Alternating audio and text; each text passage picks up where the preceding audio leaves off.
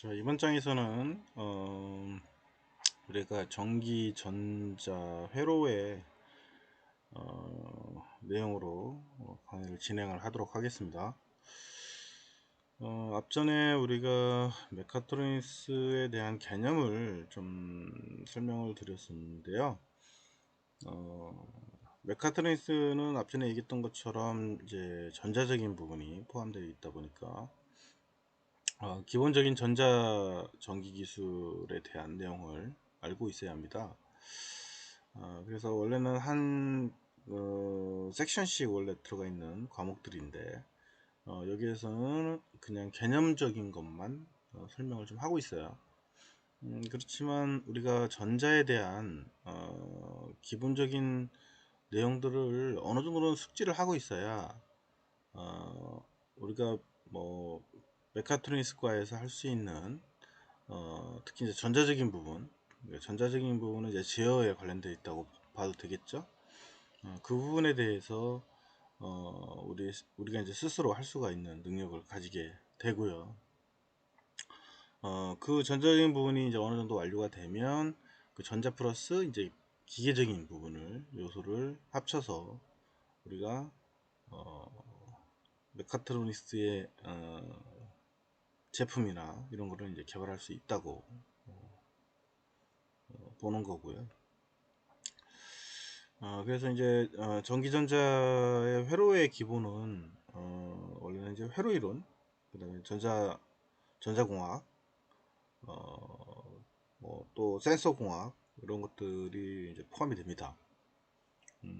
그래서 원래 이제 제가 우리 메카트로닉스과에서 주로 강의할 때는 센서 관련 분야, 그다음에 아주 기초적인 전자 회로 분야 이런 것들에 대해서 강의를 많이 수행을 했었는데요.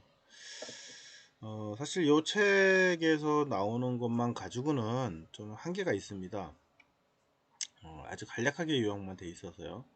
그래서 제가 이제 중간에 챕터 진행하는 중간중간에 필요한 부분을 이제 PPT로 정리해 놓은 거를 가지고 더 언급을 해드리고 그 다음에 실제 책을 기준으로 나가면서 필요한 부분들을 중간에 그 설명을 해드리도록 이렇게 하겠습니다. 이 책의 내용은 워낙 기초적인 내용만 넣어 가지고요. 여기서 하는 것만 가지고는 사실 부족하죠. 이 부족한 부분을 조금씩 더 보완을 해서 진행을 해드리도록 그렇게 하겠습니다. 우리 전기 전자회로의 그 설명하기 전에 기초적으로 우리가 이제 아날로그 회로에 대해서 이제 우리가 알아보는데요. 아날로그 회로는 밑에 그림에서 보여주는 것처럼 시간에 의해서 그러니까 우리가 이제 수평축을 타임축이라고 얘기를 합니다. 그 다음에 이제 버티컬을 우리는 이제 전압 이렇게 얘기를 하고요. 이렇게 전압 혹은 전류 뭐 이렇게 봅니다. 그래서 어쨌거나 시간에 대해서 변화를 갖는 이런 식으로 이런 거를 우리가 이제 그 교류 성분인 아날로그 성분을 가지고 있다라고 얘기를 하죠. 그래서 그 아날로그에 대한 내용 중에 우리가 이제 오메 법칙을 좀 알아봐야 하는데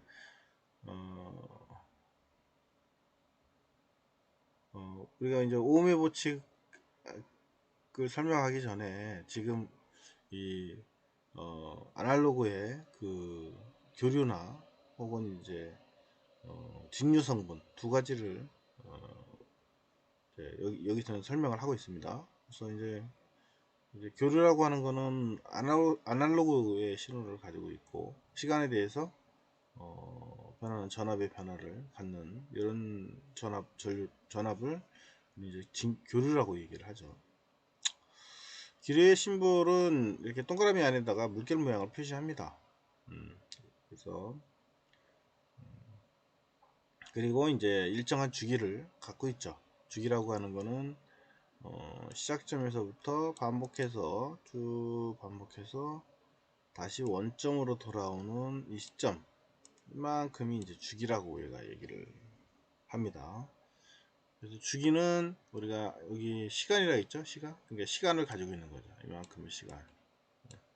그래서 이 시간을 우리가 이제 주기라고 얘기를 해요. T로. 그 다음에 이렇게 반주기 동안 한 바퀴 쭉 이렇게 올라오게 되는데, 이런 파형들은 이제 주파수를 가지고 있어요. 주파수는 이제 F라고 얘기를 하죠. 그래서 특정한 주파수를 가지고 있고요. 이건 이제 일괄적으로 뭐 시작과 끝이 딱 일괄적이죠.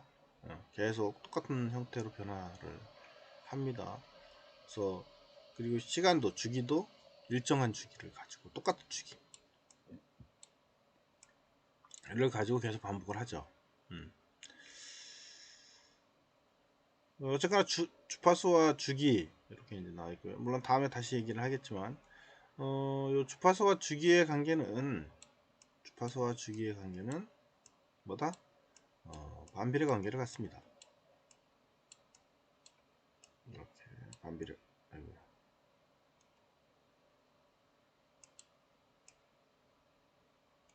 반비례 관계를 가져요. 이렇게.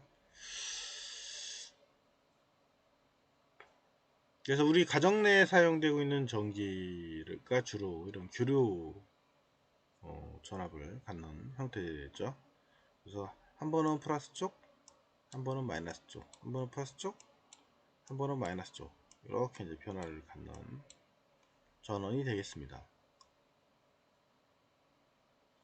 주로 이제 이런 거 발전기에서 발전해가지고 가정 내에 전송을 하고 있죠. 뭐 한전이나 이런 데서 이제 만들어서 오고 있는 거고요. 그 다음에 이제 직류라고 하는 거는 우리가 이렇게 시간에 대해서 전압이, 이 전압이죠. 전압 V, 전압이 일정하게 유지되고 있는 일정한 크기, 전압의 크기가 일정하잖아요. 쭉 똑같아요. 이게 이제 우리가 직류라고 얘기를 합니다.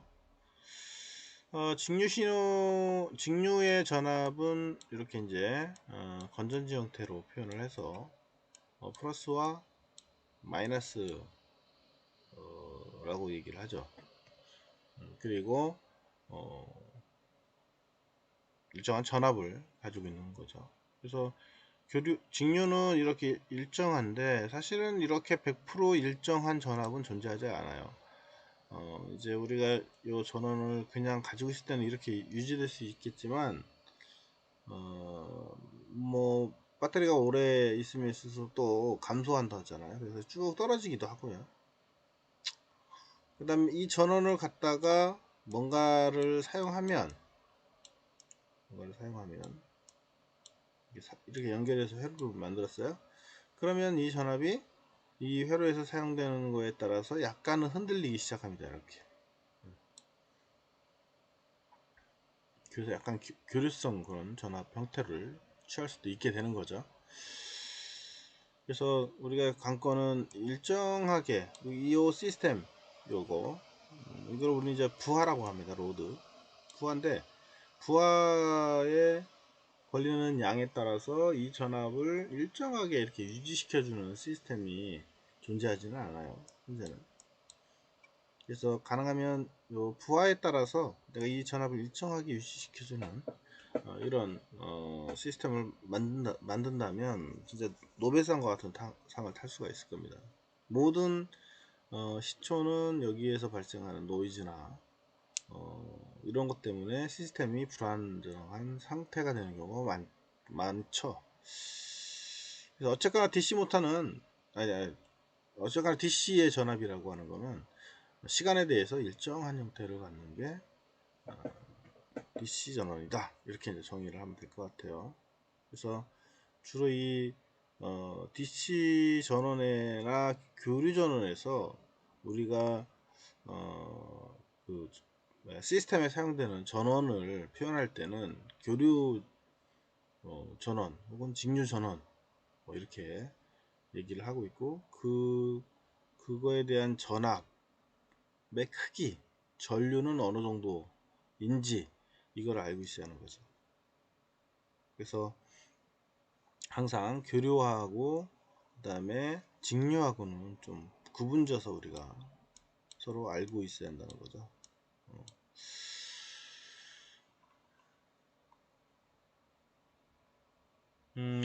그 다음에 한 가지 더 추가적으로 말씀드린다면, 우리가 가정 내에 쓰는 건 이 전원이잖아요. 근데 가전제품이나 기계에서 사용되는 전원은 뭐다? 요 DC 전원이 되는 거죠. 그래서 우리가 교류의 전원을 뭘로? AC 교류의 전원을 우리 교류를 AC라고 합니다. DC로 이렇게 변화를 하는 게 중요하죠. 그래서 AC를 DC로 바꿔주는 그런 역할을 하는 거를 또 필요로 하다는 거고,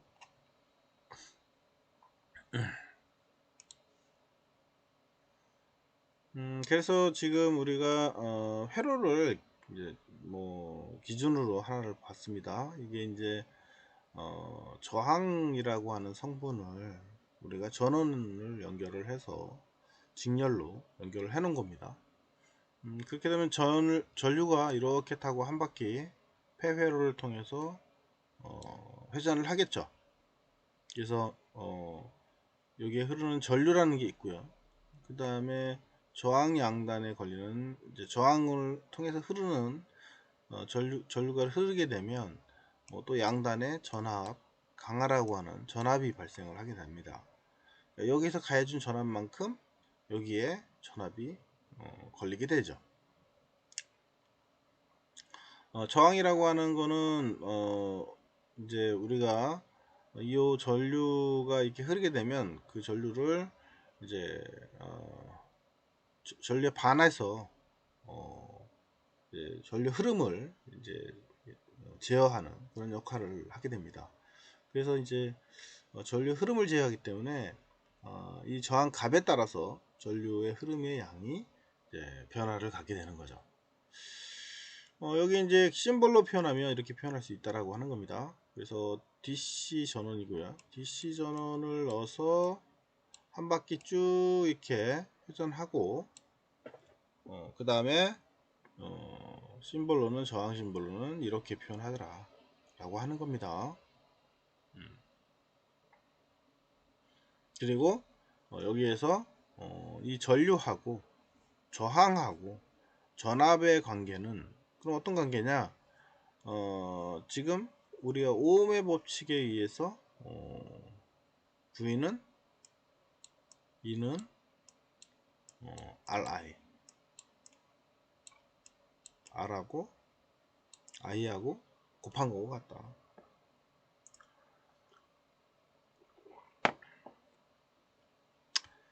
라고 하는 거죠. 즉 다시 말하면 이 저항값하고 뭐다? 요 전류값하고 곱하면 내가 가해준 전압이 나오더라 라고 하는 거고요. 다시 역으로 하면 I라고 하는 놈은 뭐예요? R분의 2니까 결국은 이렇게 수식이 나올 수가 있고요. 여기에 흐르는 전류라고 하는 거는 누구의? 저항에 반비례하더라. 저항값이 오르면, 저항값이 커지면 전류는 떨어지게 되는 거죠. 그러니까 저항값이 크면 전류가 덜 흐른다는 소리죠. 저항값이 작으면 전류는 많아지죠. 그러니까 이 저항값이 작으면 전류가 많이 흐를 수 있다는 거죠. 그러니까 저항값이 크고 작다라고 하는 의미는 수문하고도 비교할 수가 있죠. 그죠? 수문의 그런 이제 역행하는 그런 개념으로 생각할 수 있는데, 어쨌거나 저항값이 커버리면 전류가 많이 흐를 수가 없게 되는 거죠.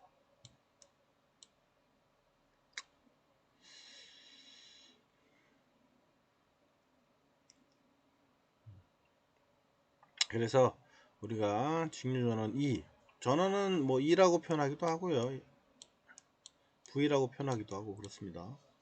뭐 상관없습니다 이거는.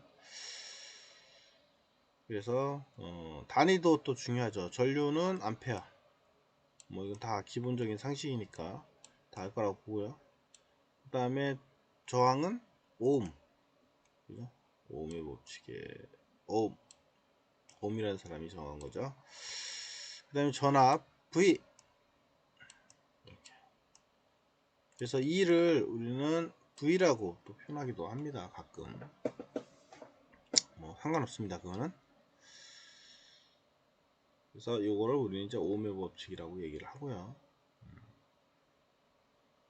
결국은 여기에 흐르는 전류하고 저항값만 알면 메인에 가해준 전압을 우리는 알 수 있다.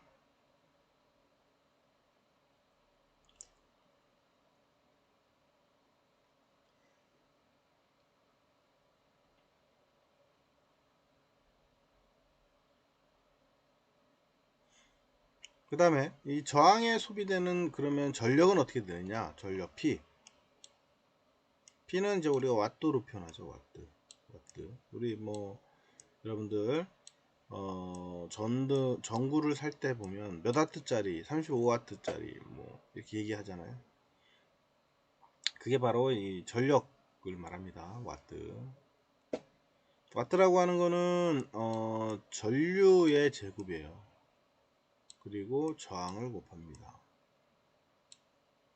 그러니까 전류의 제곱이라고 하는 거는 뭐예요? 결국 I는 여기서 정했잖아요. I. 그죠?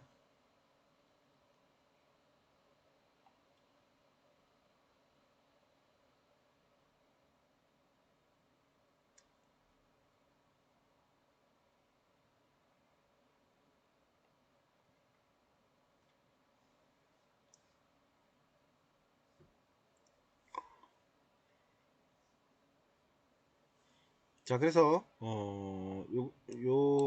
어떻게 보면 전류의 제곱승이니까 전류가 기존 전류에 대해서 전력이 더 많이 커지는 거죠.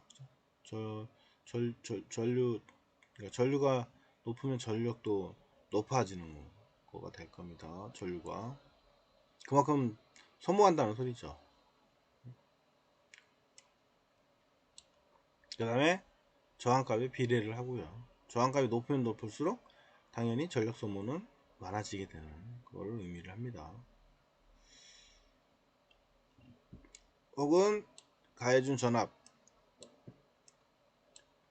그 다음에 전류하고 비례를 하더라.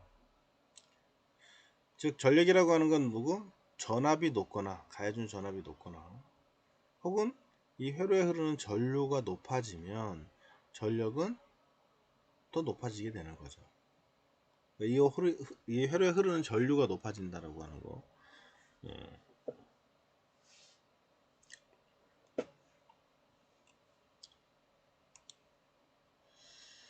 자, 그러면 이제 우리가 그 저항에 대해서 좀 살펴보자 라고 하는 겁니다. 저항은 앞전에 봤던 것처럼 저항값이 높으면 전류를 흘러보내는 거를 많이 막기 때문에 요 식에서 본 것처럼 오음의 법칙에서 본 것처럼 저항값이 높아지면 전류는 반비례한다는 거죠. 그죠? 그래서 저항값이 커지면 커질수록 전류는 이제 떨어지게 되는, 전류는 더 적게 흐르게 되는 그런 특성을 갖게 되는 거죠. 전류의 흐름을 방해하는 그런 역할이라고 보셔도 될 것 같아요. 그래서 우리가 전자회로에서 특히 이제 이 저항은 없어서는 안 될 그런 부품 중에 하나입니다. 그래서 주로 그 전류의 양을 조절을 해서 전류가 흐를 수 있도록 하는, 조정할 수 있는 그런 역할을 하기 때문에 꼭 우리 회로에서는 뗄래야 될 수 없는 그런 소자 중에 하나죠. 전자의 시초는 어떻게 보면 저항에서 왔다고 봐도 될 정도로. 그래서 저항은 사실 그 종류가 너무 많아요. 아주 심플하게 우리가 회로는 이렇게 해가지고 앞전에 나가는 것처럼 지그재그하고 쭉 빠진 게 저항이긴 하지만, 이 저항의 표현은 어떻게 만들어졌느냐에 따라서 종류가 많아지고요. 실제 우리가 쓰고 있는 저항뿐만 아니고 센서도 저항의 원리를 갖게 됩니다. 그러니까 저항에서부터 파생되는 게 아주 많은 거죠. 그래서 각각에 대해서 우리가 다 살펴보기는 할 건데, 이 책에서는 사실 그렇게 뭐 자세하게 이거에 대해서 언급을 해놓지는 않았어요. 그래서 제가 또 별도로 PPT 준비된 거를 가지고 다음에 리뷰를 다시 할 수 있도록 할게요. 어쨌거나 저항기는 고정 저항기하고 가변 저항기로 크게 분류를 합니다. 대분류로. 그래서 고정 저항기는 저항값이 고정되어 있는 것을 의미를 하고요. 가변 저항기는 저항값을 계속 변화를 주는 그런 저항기를 가변 저항기라고 합니다. 그러니까 저항값을 변화를 줄 수 있다는 거죠. 그 다음에 고정 저항기는 이제 또 여러 가지로 나옵니다. 건선 저항기, 그 다음에 금속 피막 저항기, 탄속 피막 저항기, 솔리드 저항기, 뭐 기타 등등 쭉 만들어져요. 그래서 각각의 저항기가 담당하는 역할이 다 다르고요. 사용하는 용도도 다르고, 상당히 중요한 거죠. 어떻게 보면 그런 특징을 가지고 있어요. 그래서 우리가 저항기 설명할 때 뭐 기본적인 거는 우리가 좀 알고 있는 게 좋을 것 같아요. 같은 저항이라도 사용하는 용도가 다 다르기 때문에 그 용도를 알아야만 우리가 회로 설계를 할 때 제대로 설계할 수가 있게 되는 거죠. 그래서 여기도 뭐 자세하게 다 언급이 안 돼서 이것도 마찬가지로 여기서 끝난 다음에 차후에 제가 다시 리뷰하면서 추가적인 거를 설명드리도록 그렇게 하겠습니다. 여기는 이제 기본적인 거 건선 저항기는 온도 특성이 좋다고 합니다. 그래서 온도의 변화에 그 특성이 좋게 나오고요. 그 다음에 대전력용으로 많이 사용한다. 그러니까 전력이 좀 높은 애들 그런 용도로 쓴다는 거죠. 아주 심플하게 정리를 해놨네요, 책에서는. 그죠? 그래서 온도 특성이 좋고 그 다음에 대전력용으로 많이 사용하는 게 건선저항이다. 그 다음에 금속 피막저항. 금속 피막저항은 온도 변화에 대한 저항값의 변화가 작기 때문에 정밀한 제어를 하는데 주로 사용되고 있다. 그러니까 금속 피막저항이 중요한 거는 뭐냐면 온도의 변화죠. 이게 온도 변화라고 하는 거는 중요한 의미를 갖습니다. 뭐냐면 모든 반도체 전자소자들은 온도에 민감해요. 그래서 그 온도 특성에 따라서 얘가 변화를 갖거든요. 소자가 변화를 갖는다는 소리예요. 그러니까 그 소자의 변화를 잘 알고 있어야만 우리가 회로 설계한 게 제대로 동작을 할 수가 있거든요. 그래서 여러분들이 만약에 회로 설계할 때 각 소자, 저항뿐만 아니고요, 모든 저항 소자뿐만 아니고 사용되는 IC라든가 기타 등등 모든 전자 부품들은 온도에 민감하게 반응을 합니다. 그래서 더운 지방, 추운 지방에서 동작할 때 서로 다른 특성을 갖게 되는 거죠. 그래서 이제 우리가 제어기나 뭔가 이렇게 만들 때 얘가 이제 한국에서는 잘 동작을 잘해요. 근데 열대지방이나 아니면은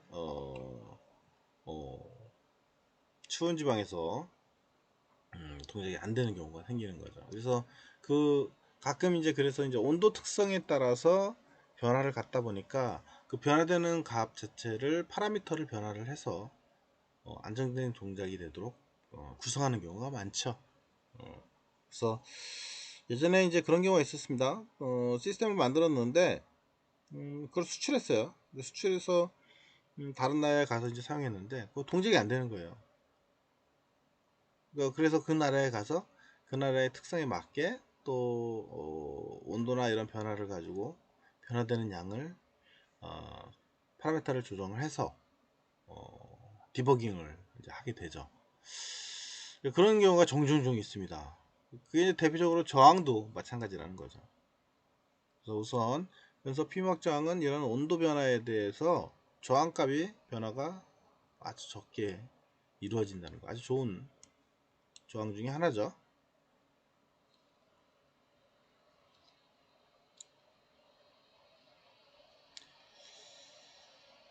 그 다음에 탄소 피막 저항기는 카본 저항기라고도 하며 가격이 싸고 사용하기 편하며